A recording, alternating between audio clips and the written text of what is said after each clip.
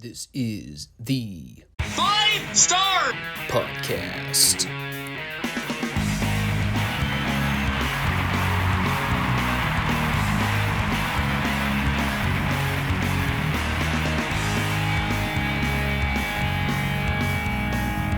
Let me talk to you.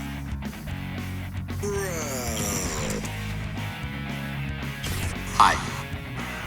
What do you guys want to talk about? This is such good shit.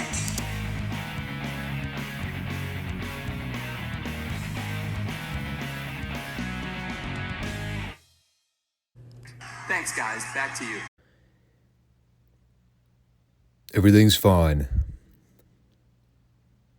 It's what I keep telling myself.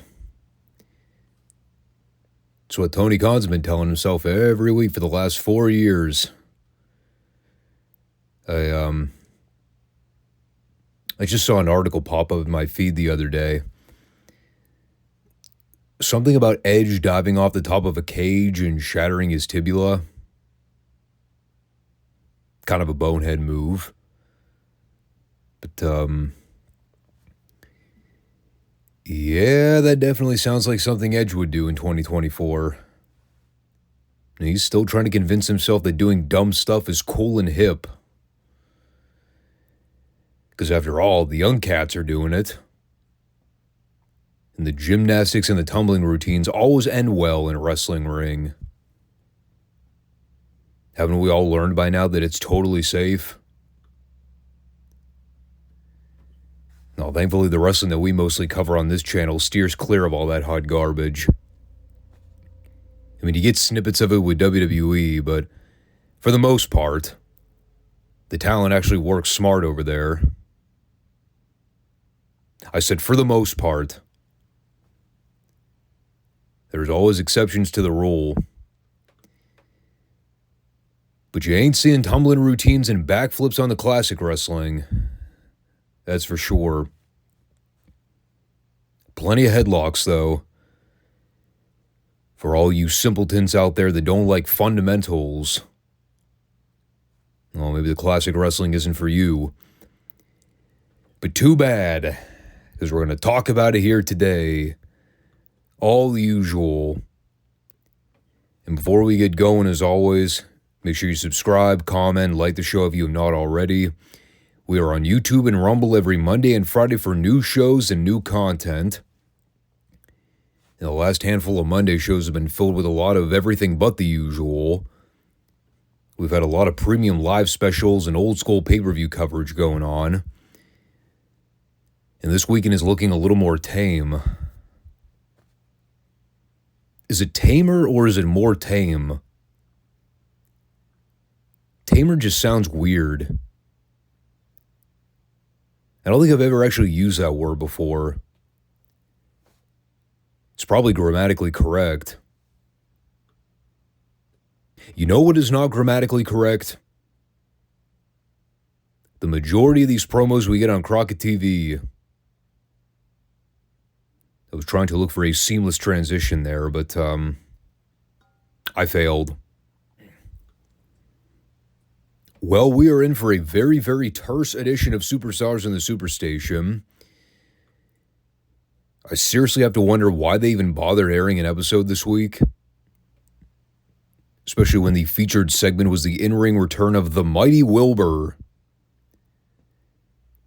Because if there's one thing that World Championship Wrestling desperately needed in the early summer of 1988, it was the Mighty Wilbur returning to action.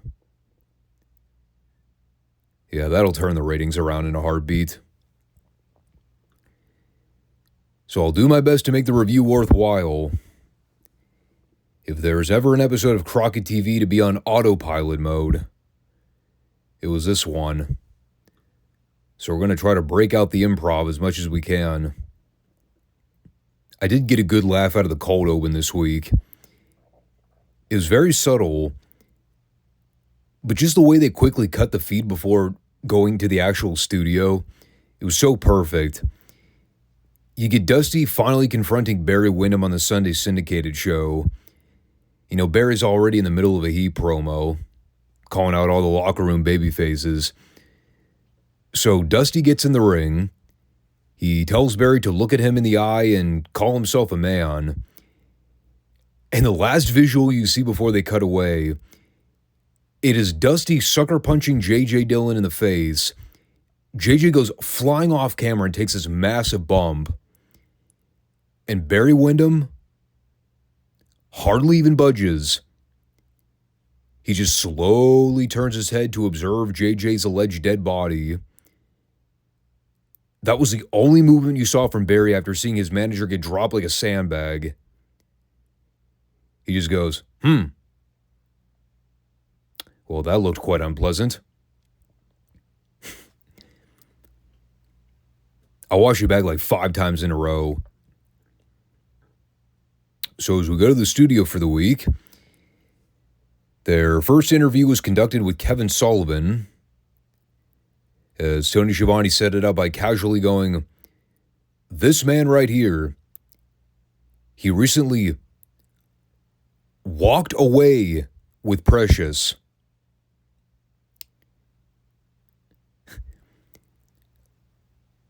I love how an on-screen kidnapping is now considered walking away with somebody. Immediately downplayed. Walked away with Precious. Apparently standards for kidnapping were a lot harder to identify back in the 80s. A criminal act was committed on camera. Here they just shrug it off as if Kevin Sullivan was just being weird and creepy. And that pretty much describes whatever in the fuck he was trying to say in this promo. As he's standing there talking about his construction of the Doomsday Cage. He says that he went back to Singapore to meet with the lady with the third eye.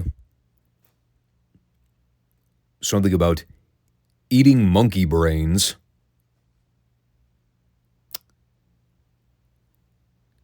I have no idea what was happening here, but I didn't make a single part of that up.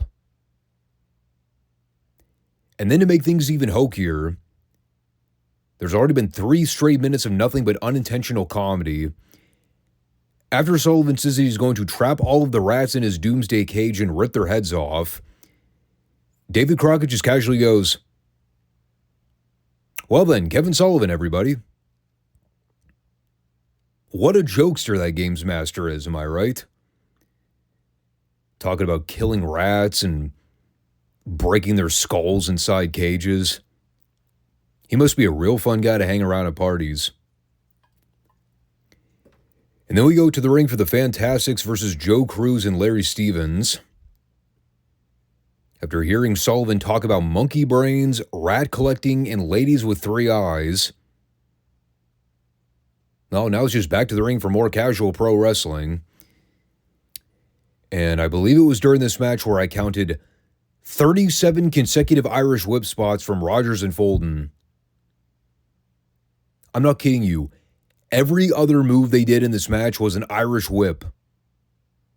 They just took a job guy to the ropes. They shot him off. They either hit him with a back body drop or a standing drop kick. That was like 99% of the match.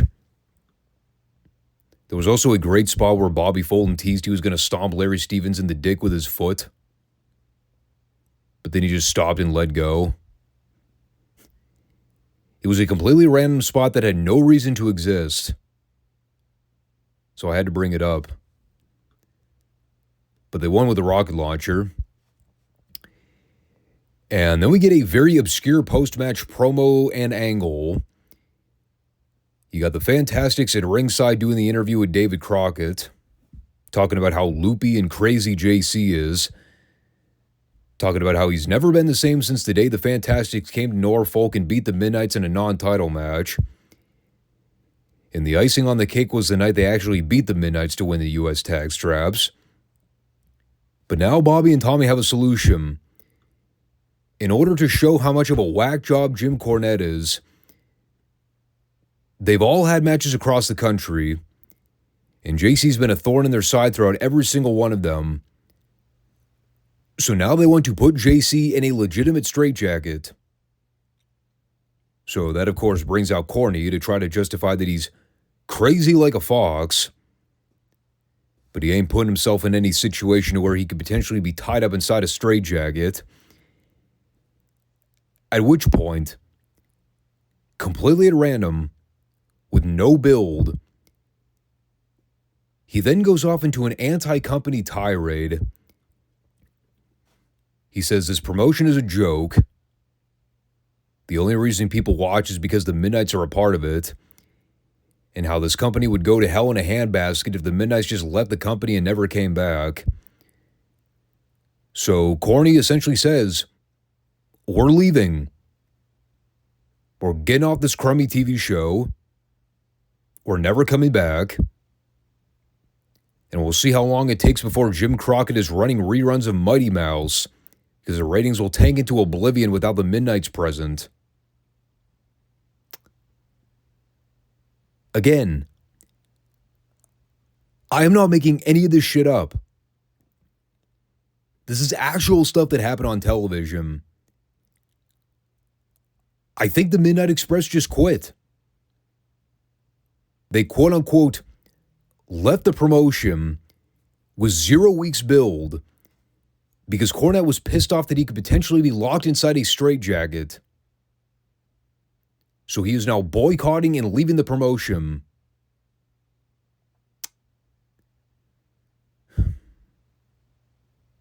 Something tells me this is a ruse. Call it a hunch. But, I'm not really buying the idea that the Midnights are quitting. Very odd segment. It was also funny hearing Jim Cornette bring up ratings in 1988. Getting a little insidey for the marks, I see. I'm sure Meltzer was having a blast. So coming back, they aired the full context of the Dusty Barry confrontation from earlier.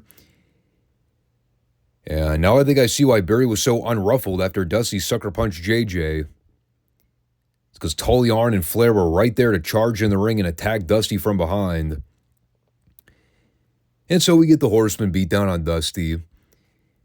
And right as Barry goes to put on the glove and give Dusty the right hand, in runs Lex Luger to try to save the day. And he unfortunately gets ghetto stomped into oblivion. The numbers game is still too much for the babyfaces in this scenario. And so they give Dusty the chance to respond to all that here. He let Barry know that he's now in the heat of battle, if you will. Tried to extend the olive branch and give Barry a chance to redeem himself. But now he showed his true colors. And he's going to pay the price. He's going to learn what it's like to have a giant rotund man breathing down his neck. A lot of references to heavy breathing on people. Don't really know what to make of all that. There's an innuendo in there somewhere. So then we came back for a very fascinating six-man tag. It's Sting, Nikita Koloff, and Dr. Death versus Ryan Wagner, Gary Phelps, and Dave Spearman. At least Sting and Williams tried to match colors here with the bright blue ring gear. Nikita was so unmotivated at this point, he just went out there with the regular black singlet. Scary to think this too. He was also the smallest guy in the babyface team by a country mile. I mean, it was a fun 3-minute squash. Lots of back and forth tags with the babyfaces. Sting hit the Stinger Splash in the corner. Then he tagged in Dr. Death so he could hit the Oklahoma Stampede for the 3. This may have been the only time in history I've ever seen Steve Williams in baby blue ring trunks. Might have been better that way. That was not his color. Then we came back for an Al Perez Gary Hart promo. And I actually didn't skip it this time. I had a change of heart. Last time I said there was nothing in the world that was going to get me to sit through an Al Perez segment in long form. Well, I rolled the dice here and gave it a second chance. I was not impressed with him, but Gary was still good. It was the blackest I think I've ever heard him speak in a promo.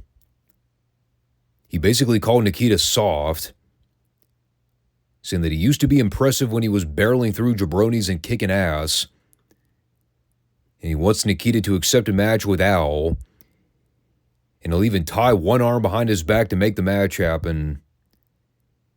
And Gary will handcuff himself to the ring post and take a nap if it means getting Nikita in the ring to face Al one-on-one. I also enjoyed him poking fun at Sting by calling him Flat Top. That was a good burn. He also used the word sucka about 50 times here. He just turned into Booker T and Stevie Ray all of a sudden. I told you I was going to find ways to entertain myself in the review this week. Gotta find the entertainment value where I can, because this show is a total nothing happening episode otherwise. Kind of like Al Perez's match with Bob Riddle. He did about 40 moves in a row and one with a spinning toe hold. That's all I got. Al Perez is so fucking boring, I can't even find anything remotely comical to poke fun at this point. He is both boring and uninteresting. Thank God Ric Flair was there to save the day, turning up the personality on the show to 100. He was in rare form here, brother. Probably stocked up a little too much on the woo energy, if you know what I'm saying. Boy, it paid off. He took a few minutes to talk about how guys like Luger and Sting look great physically, but they don't have a whole lot going on upstairs. He actually mocked Sting for waking up in the morning and immediately ran to the bathroom to paint his face up. Can only imagine what the average Sting fan thought in 1988. Hey, Mom, does Sting wake up with face paint on? Or does he have to run to the bathroom to put it on? Now, you see, most people wake up in the morning and have a cup of coffee, take a shower, maybe hit the gym first thing. Not Sting. Nah, Sting has his priorities in order. Got to run to the bathroom to put on that makeup. You never know who's watching. Aside from that, Flair talked about the Great American Bash. He said that when the cages go up and the bells ring from city to city, he's betting on the bad guys. He also put over all the top heels in the NWA. He mentioned the Horsemen, the Powers of Pain, and the Varsity Club. I guess those really are the top heels at this point, right? The Midnight Express do not exist, apparently. That is a sad state of affairs for the heel locker room, let me tell you. Especially when one of those groups is out of the company in less than 2 months. And then, as God is my witness, I'm not making this up. I got up real quick to go get a glass of water while Nikita Koloff was doing this promo. Like, I could hear the TV from the other room while it was in progress, so I was actively trying to listen to him. I could not understand a goddamn word this man was trying to say. So I actually took the time to go back and re-listen to this incomprehensible promo. Here is everything I gathered upon second viewing, actually paying close attention this time. I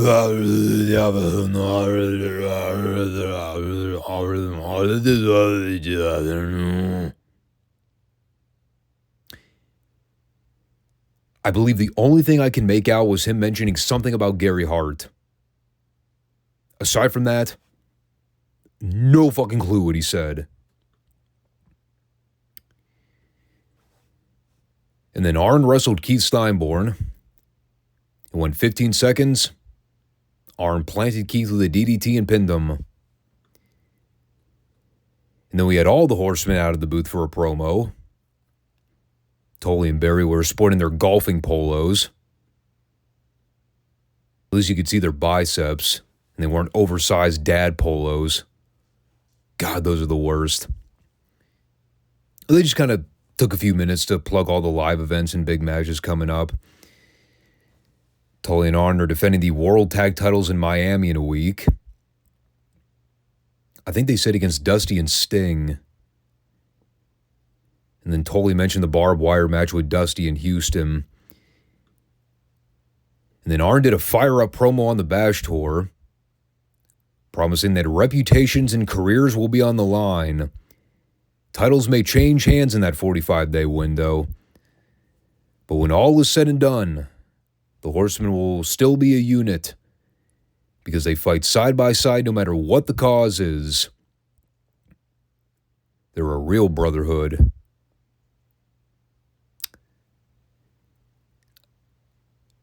I think that was supposed to be a Heat promo. Looking back, it sounded like a babyface promo to me. Why the fuck would you want to boo any of that? Great American Bash, baby. Let's go. Oh, by the way, side note here. If I hear Tully Blanchard do one more promo on this show where he utters the phrase, think about it, I think I'm going to lose my goddamn mind. Every single fucking promo.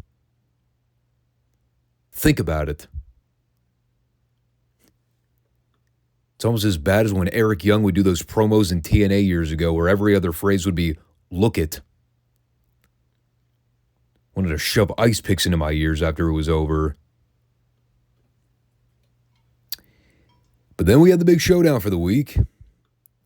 The return of the Mighty Wilbur. And what a return it was. First of all, the Mighty Wilbur was a gimmick in and of himself. He was so ungodly horrible.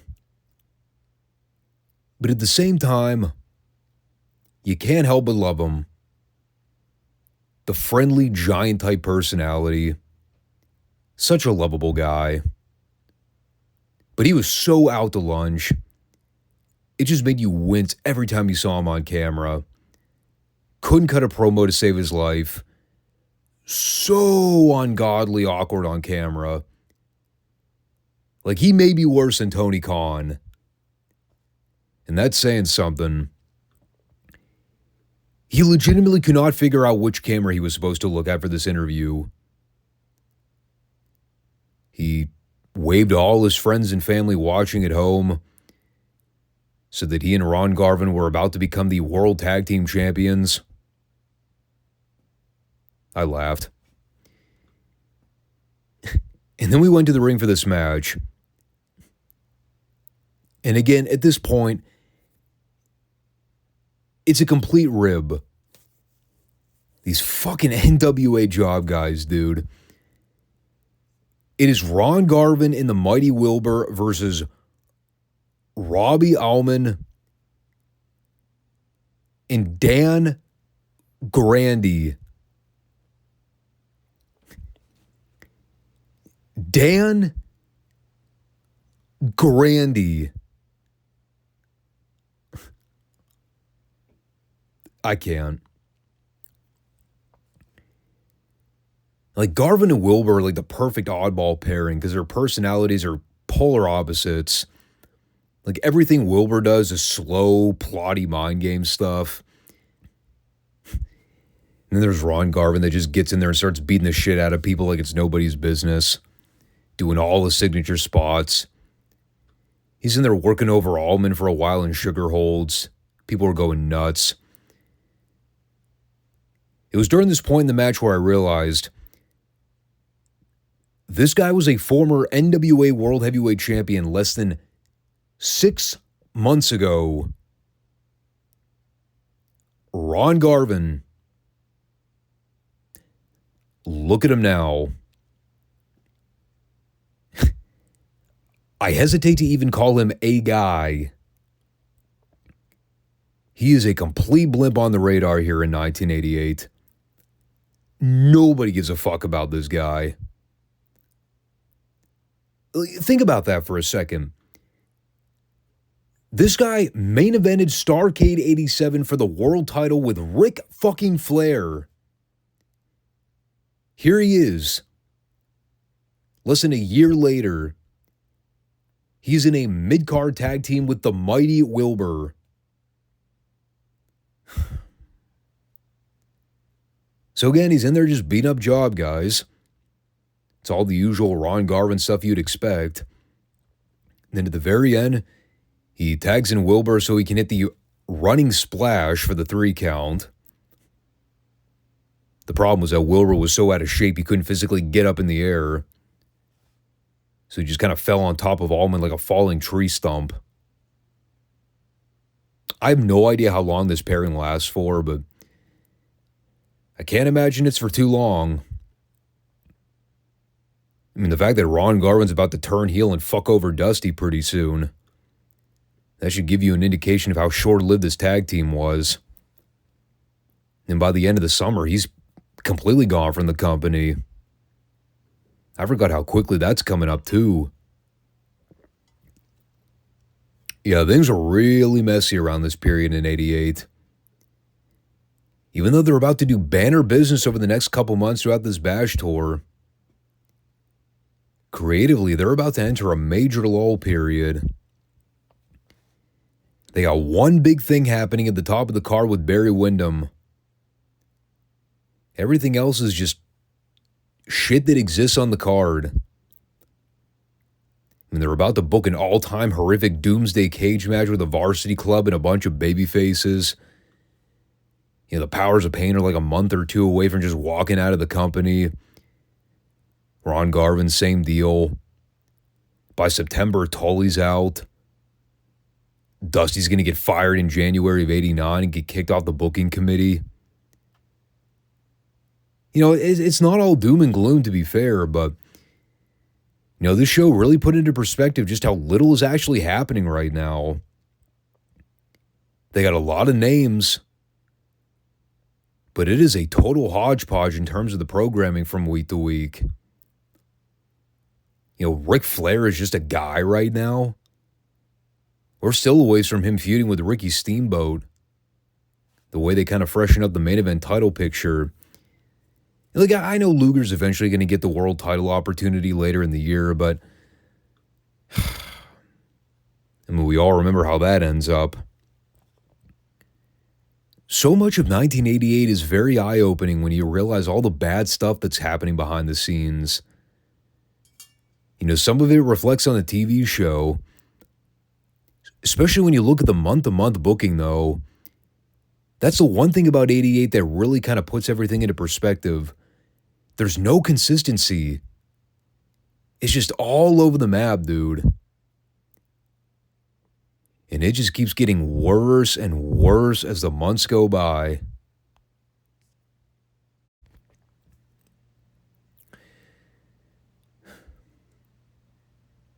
Unlike Midsouth, though, you know, we're on the up and up with this programming. I cannot say the same for Boyd Pierce's suits. He was back to sporting the shit-stained brown suit this week. The one that looked like he spent an hour rolling around in a mud bath. I know I say it like every time, but seriously, how in the fuck did Bill Watts keep a straight face during these tapings? I'll never know. So as we unveiled the big story for this week, we're still mainly centered around the Rat Pack business, but there's a new revelation in the timeline. Apparently, allegedly, Ted DiBiase was injured. His right hand was broken in a mysterious angle that had taken place in the parking lot shortly before this week's TV taping. Conveniently, around the same time that Midsouth was gearing up to have DiBiase and Olympia defend the Midsouth tag titles. So DiBiase's claim is that Hacksaw Duggan attacked him with a tire iron. I mean, he already has motive, given that he laid him out with a 2x4 several weeks ago in broad daylight. So, well, now we're just supposed to take his word for it. That Duggan had broken DiBiase's hand in the parking lot earlier in the day. Nothing suspicious about that. So, of course, we go to the pre-taped interview. Reeser Bowden is standing with Skandar Akbar, DiBiase, Olympia, and the newest addition to the Rat Pack crew, a name I think a lot of younger fans might not know too well, unless you were watching Mid-Atlantic back in the early 80s. You probably would have never stumbled across this guy in any major capacity. This was the on-screen debut of Boris Zhirkov, the so-called Russian hitman for Akbar's team. They flew him all the way from the Soviet Union so that he could team up with Mr. Olympia to ensure that the Rat Pack don't have to lose the Mid-South tag titles by forfeit. And of course, the irony. You take one look at Boris Zhirkov on camera here. Take out the hammer and sickle singlet and the Soviet flag. He looked about as Russian as me. All they did was take your average-looking Joe, shave his head, throw some Russian amateur gear on him, and they said, bam, you're a Russian heel now. Congrats. Now, I think we have seen him make a couple appearances in Dallas before. So we mentioned his name. I only remember Boris Zhirkov during this time because it was the most ridiculous gimmick visually. Like, Ivan and Nikita are a million times better at pulling off the fake Russian gimmick. This guy looked so plain and generic. Like, when I saw him standing there with a flag, I'm just rolling my eyes the entire time. I'm like, really? Come on now. It was kind of like a Barry Darso situation where you would more so buy him as the Russian sympathizer rather than him actually being Russian. You know, at least with Darso, they try to give him a little bit of continuity. I'm pretty sure Zhirkov is only around for a few months before he leaves the territory because, I mean, it was a pretty one-note character. They really didn't get a whole lot of mileage out of him. He also wasn't a particularly good worker, but, you know, we'll discuss that when we talk about their TV squash in just a sec. So yeah, kind of long-winded. But that is where we are right now with the Rat Pack story. Boris Zhirkov has arrived. Ted DiBiase is feigning a hand injury to avoid defending the Mid-South tag titles. And Akbar has a lot of money. So he managed to work around the kayfabe injury to make sure that the Rat Pack didn't lose the belts. Genius mind. And so we get Mr. Olympia and Boris Zhirkov versus Tim Horner and Johnny Rich. The best part of watching this was seeing DiBiase and Akbar plainly calling spots for Zhirkov while he was on the apron, because he was so clueless as to what he was supposed to do. His entire offense up until the finish consisted of either big boots and or elbow strikes to the face, and not very convincing ones. It also hit me watching this just how small he was. I mean, he barely towered over Alfred Neely, the official. Like, the idea behind this is to give the heels a big win before their title match in a couple weeks. Try to establish, you know, what they're capable of as a tag team. By the end of this, I'd have argued Olympia would have been better off working the damn thing in a handicap match. I mean, he did the bulk of the work anyway. Zhirkov really didn't have much of value. It broke down at the end with Horner and Olympia getting into a scrap. But since Zhirkov was still the legal partner, He dropped an elbow over Horner during a Fez press attempt on Olympia. And then he hit Horner with a neck breaker and a middle row knee drop for the 3 count. Not a very groundbreaking showcase for Boris Zirkov in Mid-South. Again, I remember seeing tapes of him years ago, and I never thought he was any good. Looking back with fresh eyes, I think I'm right in that analysis. And I know Nikolai Volkov comes in pretty soon. If only they could have gotten him before they ever thought to bring in Boris Zirkov. Would have been 1,000 times better. So then we had Hacksaw Duggan squashing Tony Zane pretty quickly. The entire thing was Duggan hitting a move on Zane and then subsequently screaming, "Akbar!" I know that has some very wary connotation attached to it. It's not what you think. He was calling out the general. He went with the spear in about a minute. Pretty simple stuff. I always enjoy seeing Tony Zane get beat up. It's a fun pastime of mine. And we'll stay on the topic of Duggan as we talk about the next segment, because he was very critical as to what happened next. Now, at the beginning of the show, Watts had promoted a big tag bout with the Junkyard Dog and Dick Murdoch versus the Black Ninja and Yoshiatsu. However, as we come back from break, in the ring we have JYD, but no Captain Redneck. He is missing in action, as the old saying goes. So Reeser puts over the stakes of the tag bout, indicating that the Rat Pack need opponents for the Mid-South tag titles in 2 weeks. And since Murdoch cannot fulfill his obligations to be present, the Mid-South fans are going to help pick Dog's replacement partner. So this is where they brought out a handful of prelim guys, plus Hacksaw Butch Reed. And, the idea here is to insinuate that Reed is going to be the partner, because, no offense to the rest of the talent pool here, but he was the obvious choice. However, there's one more name they toss into the hat, and that's the man that just got done beating up a giant vat of vanilla pudding in the previous match. Here comes Hacksaw Duggan, storming out from the locker room. Crowd immediately blows a gasket.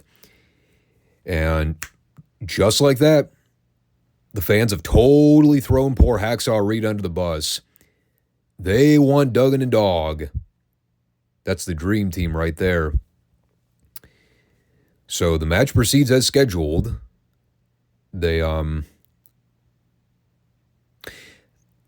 I think Watts drew attention to the Hacksaw Reed thing very momentarily. They didn't really milk the gravity of the situation. They just kind of went into the tag match with Duggan and JYD versus Black Ninja and Yatsu. It was a pretty short little match with a hot jump start. It was all Duggan and Dog. Pretty much barreled through these guys like they were nothing. Duggan pinned Yatsu with a running tackle. And then just for good measure, they took out the Black Ninja afterwards. And again, it all makes perfect sense. It's all built around the tag title scene. Initially, Hacksaw Duggan wasn't even being factored into the title hunt. But because of the unforeseen circumstance with Dick Murdoch and him not being able to show up to compete, they just went ahead and replaced him with a fan choice pick. And obviously, Duggan's the most over guy in Mid-South around this point, next to Dog, so he's going to get a huge reaction. And he's already tied up with the Rat Pack as it is, so this is a guaranteed way to get him closer to DiBiase again. Even though DiBiase won't be defending the tag belts. But he'll be lurking about when that match happens in a couple weeks. So now the anticipation's over how DiBiase tries to get involved. Will he try to screw over Duggan? And by that same token, there's also that lingering question of what's going to happen with Butch Reed. How does he respond to all this? Because he and JYD have been pretty frequent partners on television. I think he might be a little resentful over the fans picking Hacksaw Duggan over him. I mean, they've already been beefing over the Hacksaw name title. You know, that was kind of unceremoniously dropped once Duggan turned face, but it is something to keep in your back pocket. Isn't it great when storylines make sense in wrestling? So then we came back for Tito Santana versus Rip Rogers. This is a very awkward segment. Not for anything that happened in the match, but if you were listening to Watts on commentary, he was getting a little saucy with the story details. He's basically drawing connections with some of the Mexican stars that have transitioned over to the Mid-South area. Most notably, he was talking about Tito and Chavo Guerrero. And the other name he mentioned here was El Gran Marcus, who would actually appear later on in the main event. And so, right in the middle of this match, for reasons that I cannot explain, Watts just starts going into this diatribe about how Gran Marcus has essentially been shit-talking guys like Chavo and Tito for, you know, growing up in the States and leaving their Mexican heritage behind. He actually outright used the term wetback here. And I'm pretty sure that's a derogatory slang. I'll probably get hate from the YouTube Gestapo over that one. But that's the word he used. The story is, Gran Marcus was pissed off that Chavo and Tito were born into this country, and then I guess their parents were illegal immigrants? Or maybe they were illegal?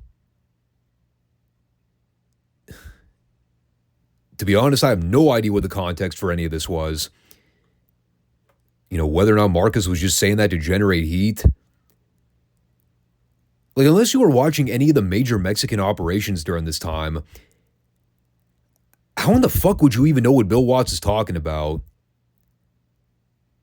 Maybe he was referring to Houston, which, I mean, I think all three of these guys wrestled for Paul Bosch at some point. Were they all in the same promotion at the same time?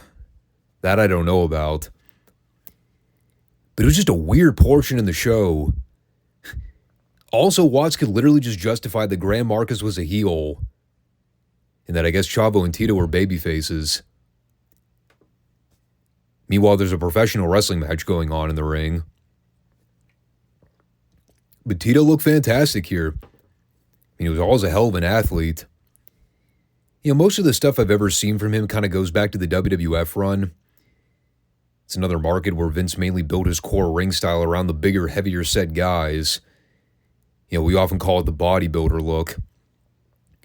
So, you know, a guy like Tito shows up in the late 80s and, yeah, he's got some size, but he definitely wasn't a Hogan or a Bruno or a Billy Graham in terms of a look. You know, at the same time, you always kind of knew he was never going to excel past a certain point. He was always going to be relegated to IC or mid-card status. And I think it's just in a couple months, he actually signs with the WWF full-time. That was his, was that his first run? Because he was in Georgia for a while, too, before he signed with Vince full-time. And he had, like, oh, God, I can't do math. I think it was a full 8 or 9 years he was there. You know, again, he was never a world champion, but 2-time IC champ, multi-time tag champ. Didn't he win King of the Ring one year? I mean, that's a heck of a run. Especially for that period. It was only when he became the Matador where you knew his career was fucked. And that was during the tail end of his run anyway, so I guess it didn't really matter at that point. So then we had a King Kong Bundy squash over Tom Jones. Nothing to really say about that one. But it was a lead to the post-match, which is where the real conversation happened here. Out comes Hacksaw Butch Reed. And he's got a bone to pick. Saying that he came to Mid-South for the best competition. He wants to climb to the top. But he can't do that unless he faces the best of the best. So he's calling out Bundy right now. So Bundy comes back down for this little impromptu fight. And they immediately went after each other with everything. Reed's in there firing shots and trying to knock the big guy down at every turn. He managed to actually shoulder block Bundy out to the floor, which was the setup for the big angle here. Because Bundy tries to go out and grab a chair, but as he slides it into the ring, it becomes a three-way tug-of-war with Bundy, Reed, and Alfred Neely. You see Neely go sailing out of the ring when he tries to pull the chair away. And then Reed grabs it. He gives Bundy 3 big chair shots over the head. Protected, by the way. And finally, Bundy goes down after the third one. But he only gets a near fall out of it. And he's able to successfully give Bundy the shoulder block spot off the middle rope. But the momentum was so great, it actually sent Reed flying out of the ring again. So he's down selling for a minute while Bundy's recovering. And by the time Reed gets back in the ring, Bundy's already made it to his feet. So slim pickings at that point. He dropped Reed with a body splash. Forces Alfred Neely to count to 5 anyway. And it was a damn fine showing for Hacksaw Butch Reed here, but no cigar, unfortunately. Bundy was still too much mass and girth for him. And again, you could tell they're obviously building to something with Reed. You know, they're not making it abundantly clear what the end goal is yet, but he's showing a lot more tenacity. So we'll keep following and see where they go with it. I like it, though. They're keeping you guessing. And that's what you like to see. And then for an interesting little matchup here, it is the Super Destroyer in action against some geek named Terry Allen. Terry Allen. Initials TA. Now, who do we know in wrestling that had the initials TA? TA. Nope. Doesn't ring a bell. Maybe it'll hit me later.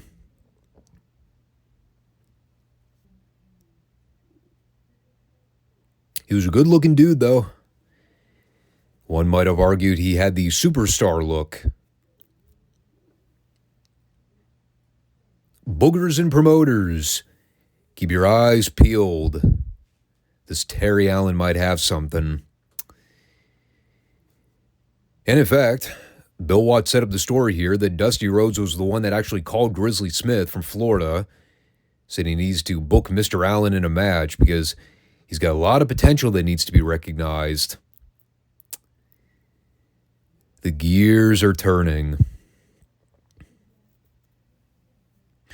So obviously I'm prolonging the obvious. Yes, it is Magnum TA, his Mid-South TV debut. He had already begun his career in Florida just a year or two prior. Spent a while honing his craft down there. As he got better in the ring, and they started sending him out to expand his name in other markets. I mean, the guy looked like $1 million fucking bucks. Only a fool would look at this guy for 3 seconds and say, nah, he's got no talent. Now, of course, Magnum TA would be the name he settled on later on once his popularity grew a little bit, and he became more of a household name. But the idea here was to introduce him to the Mid-South fans, give him a big upset TV win over an upper mid-card heel. Very definitive, clean victory. No bullshit. No bells and whistles. You know, he worked over Destroyer pretty steadily throughout the match. Made a fiery babyface comeback at the end and then won with the atomic drop. Very cut and dry victory. He immediately won the crowd over. And as you'll see over the next year, he's going to be a mainstay in Mid-South. We'll be seeing plenty more of Magnum TA here. So get ready. And you know, we've covered his Crockett run. It's not like we never talked about him before. Still a tragedy the way that whole run ended. But now we're actually going to work back in the time machine and cover his early career.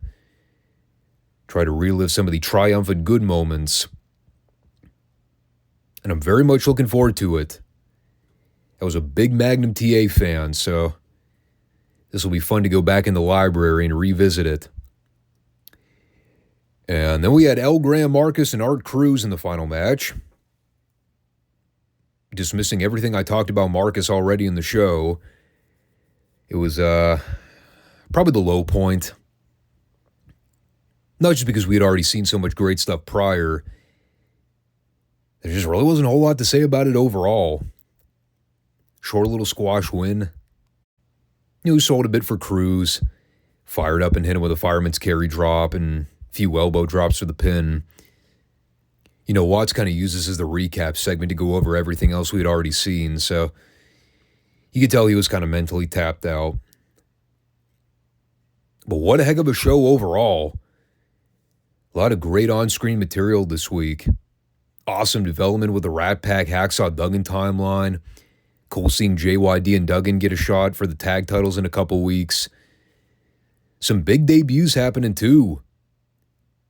You got the angle with Bundy and Hacksaw Reed. Can't forget to mention that.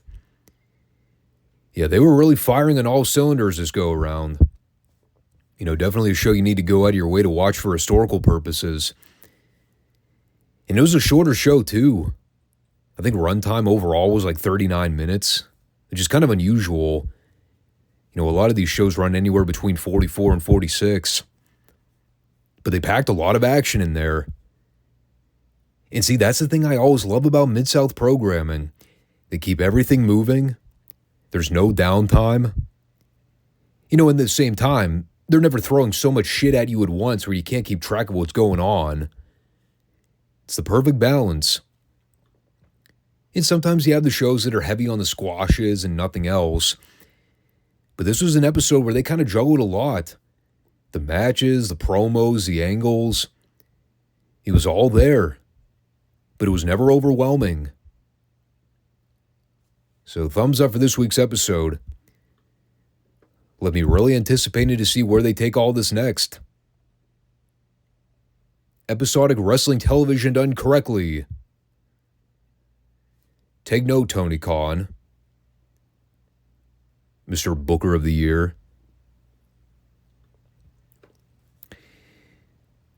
So, as it turns out, we actually had a fourth week of Texas Stadium footage. I forgot all about the match they aired this week. It's been one of the feuds they've actually been building on TV, believe it or not.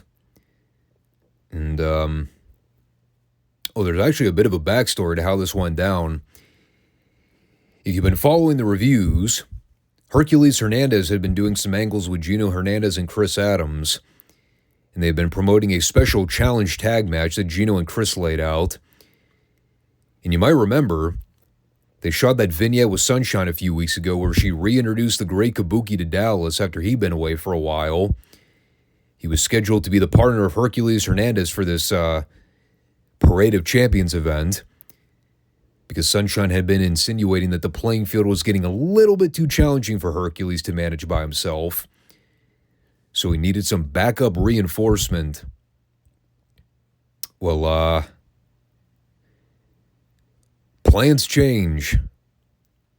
And I'm not entirely sure what the hell happened between then and now. All you need to know is that Hercules Hernandez is no more. He is gone. And he was replaced by, of all people, Scott Casey. So the match was reformatted to be Gino and Chris versus Kabuki and Scott Casey.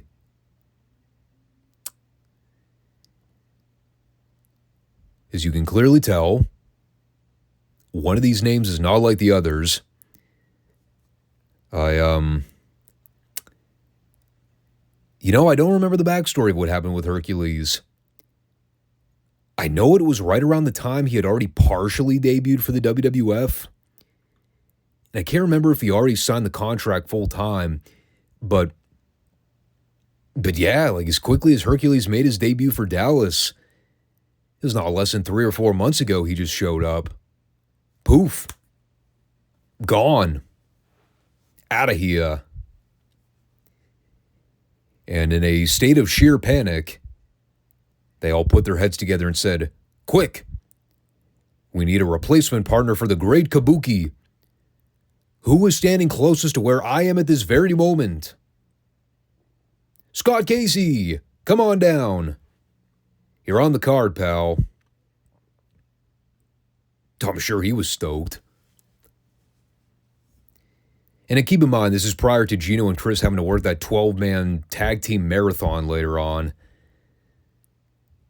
You know, I don't really know how much better off the match would have been with or without Scott Casey involved. I guess he made for a good replacement babyface in peril. You know, I don't really know who would have been a proper underdog babyface between Hercules and Kabuki. I mean, someone would have obviously had to sell for Gino and Chris at some point.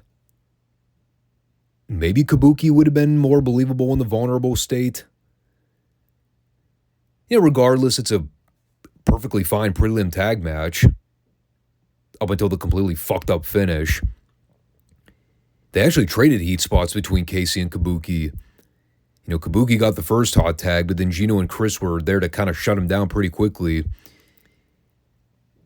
And then things break down at the end with all 4 guys. Chris and Gino end up dragging Sunshine into the ring by her hair. And I have no idea what the hell happened here. Apparently, Kabuki was intended to spit green mist at Gino to blind him for the DQ. I don't know if he just missed him entirely or if he didn't have the gimmick preset beforehand. But you see Gino faking it on the floor like he just got blinded in one eye. But you could clearly see there was nothing on his face. Like, I think he even utters, "He almost got me." But he sold it anyway? And it was still visible enough for Bronco Lubitsch to throw the match out. So I have no idea what happened here. Somebody blew a spot. I would mainly put the blame on Kabuki for that one. A lot of miscommunication there at the end. But the match was fine up until that. The heels win by DQ. I guess it kind of made sense. You know, judging how they were a featured part of the 12-man later on. You didn't have to beat Kabuki and Casey via pin necessarily, but he still kind of had to have the heels leave victorious. So, you know, fine. Whatever. It was an underneath match. People weren't going to riot over seeing the babyfaces lose here. So that took us to a pre-tape from Fort Worth. Speaking of Scott Casey, he was actually a big part of this week's show. They had done an angle during the fallout to a Dennis Condrey Scott Casey TV match where after Rip Oliver and JC interfere for the disqualification, Casey had given Cornette the atomic drop, subsequently stealing his green suit jacket as a result when he tried to scurry out of the ring. So Cornette did a pre-tape earlier in the week, stating that he intends on getting back his green jacket. Elsewise, Scott Casey will find himself on the other side of a lawsuit.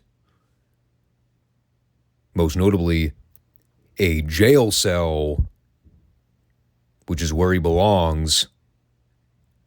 Right next to all the poor people, obviously. He also let us know that he does not like rednecks and or cowboys. A staple of Jim Cornette's gimmick.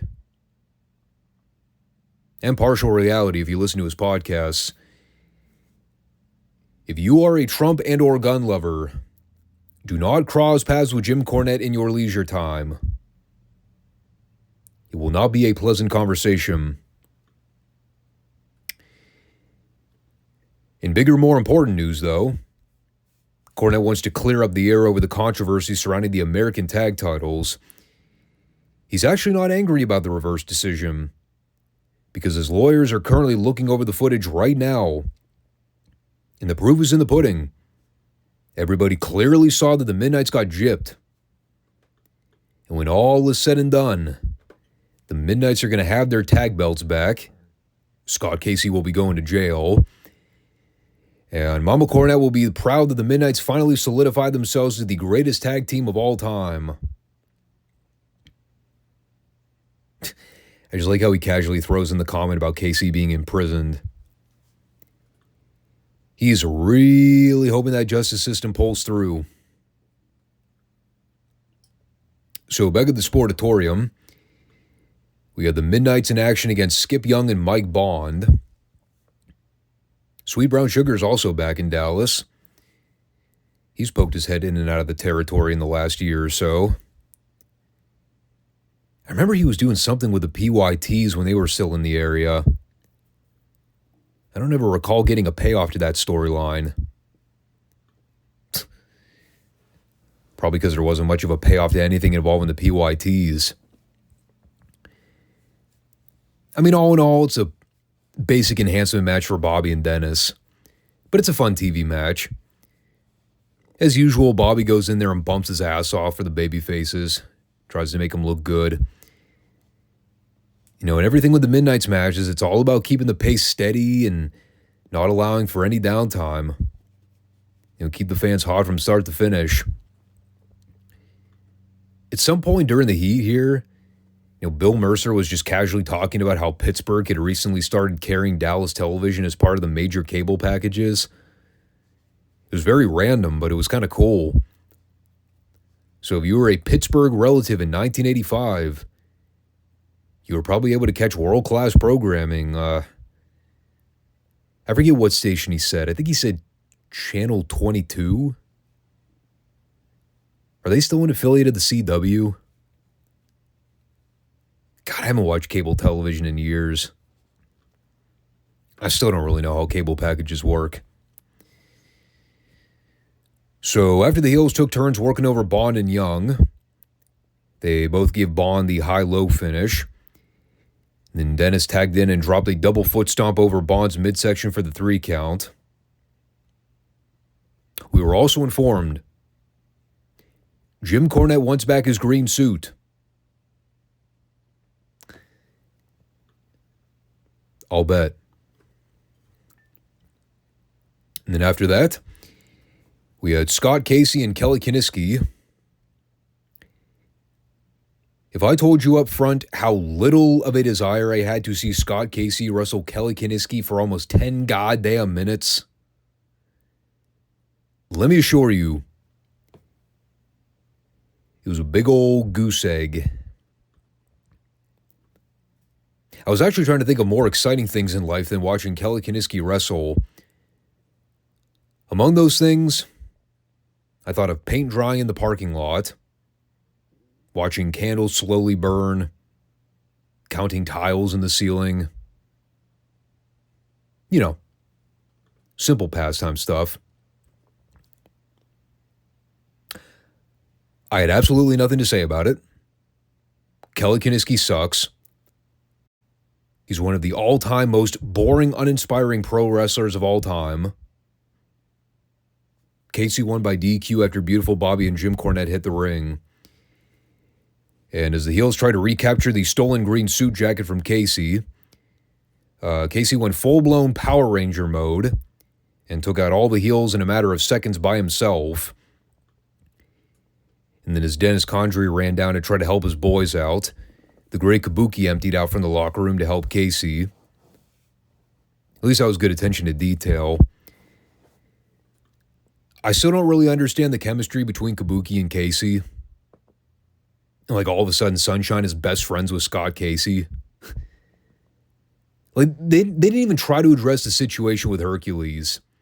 They just said, nah, fuck it. Sunshine, you're going to manage Scott Casey now, because we need another mid-card babyface, and he's the closest one we have right now that's even remotely over. By that same token, what is the logic behind Jim Cornette caring so much about this stupid green suit jacket? I mean, the gimmick with Cornette for years is that he's had an entire wardrobe of like 1,500 suit jackets, all different kinds of colors. The fuck is so sentimental about this puke green jacket? Is it just because Scott Casey stole it? Why does he care so much? In any case, the main event is Gino Hernandez defending the Texas Heavyweight title against Brian Adias. They are still desperately trying to push Adias as a top babyface right now. It is it's a stretch. That's all I'm going to say about it. Match was boring, but, it wasn't bad or anything. I like that they're still drawing attention to the angle from Texas Stadium where Gino and Chris smashed the windshield of Kevin's new sports car. Kind of letting you know that Kevin's still planning to get his revenge at some point. As far as what they did here, it's all back and forth action until the end where Gino and Brian started trading small packages. And then Gino stacked up Brian and caught him for the 3 count.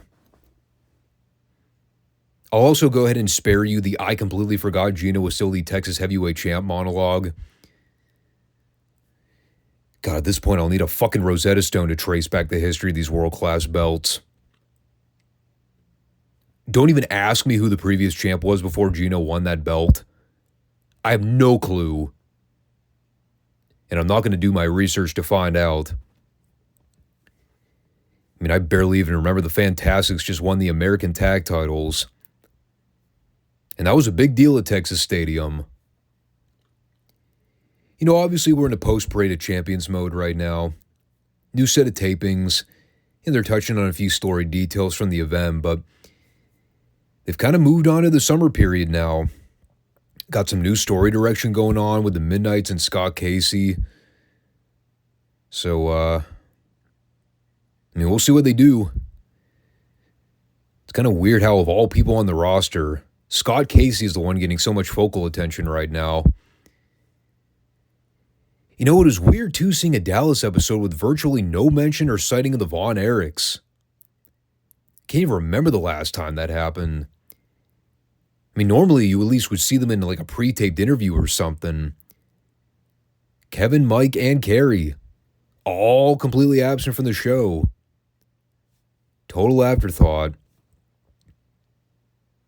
But Scott Casey, we needed 15 minutes of him this week.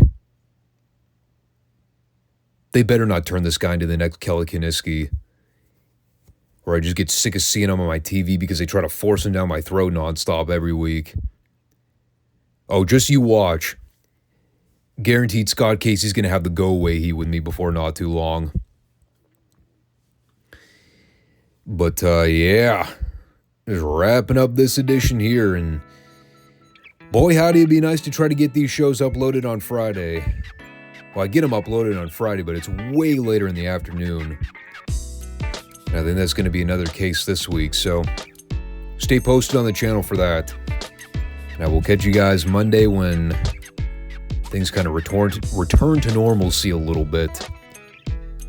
I'll see if I have time to watch SmackDown. If not, we'll just stick with the retro recaps.